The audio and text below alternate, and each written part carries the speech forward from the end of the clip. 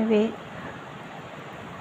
అప్పుడు పూర్వకాలంలో మా నాయనమ్మ కాలంలో మేము చూసినాము. మా నాయనమ్మ ఊకే ఇవి కాళ్ళు నొప్పులు, ఈప్ల నడుము నొప్పి అట్లా ఉంటే దీని లోపట రసం ఉంటుంది కదా ఫ్రెండ్స్, ఇట్లా లోపట సూత్తోటి గుచ్చి ఆ రసాన్ని పెట్టిస్తుండే.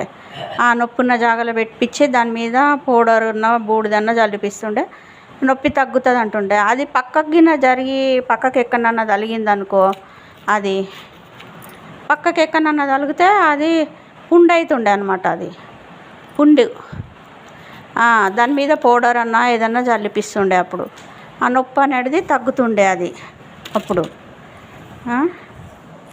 ఇది మళ్ళీ ఇంకా నూనె ఉంటుంది కదా, నూనె పల్లి నూనె. అప్పటి వెనకటోళ్ళు పల్లి నూనెలో ఇది ఉడకబెట్టి 2 జిడిగింజలు పల్లి నూనె ఉడకబెట్టి 2 జిడిగింజలు ఎల్లిపాయలు దంచి అవి ఇట్లా ఎల్లిపాయలు అందులో పెట్టి ఉడకబెట్టి పెట్టుకుంటుండే.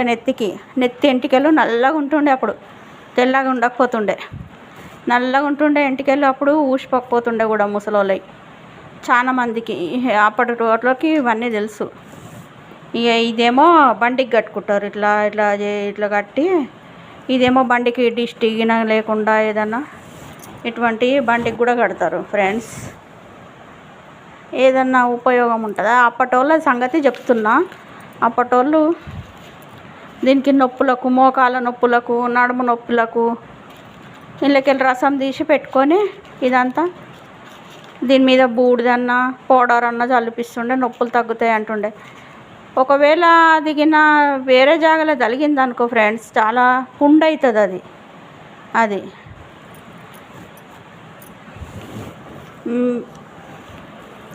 నిజమా కాదా కామెంట్ పెట్టండి ఫ్రెండ్స్. నిజమా కాదా, అవునా కాదా, ఇది రాంగా కామెంట్ పెట్టండి ఫ్రెండ్స్. ఇది అవునా కాదా?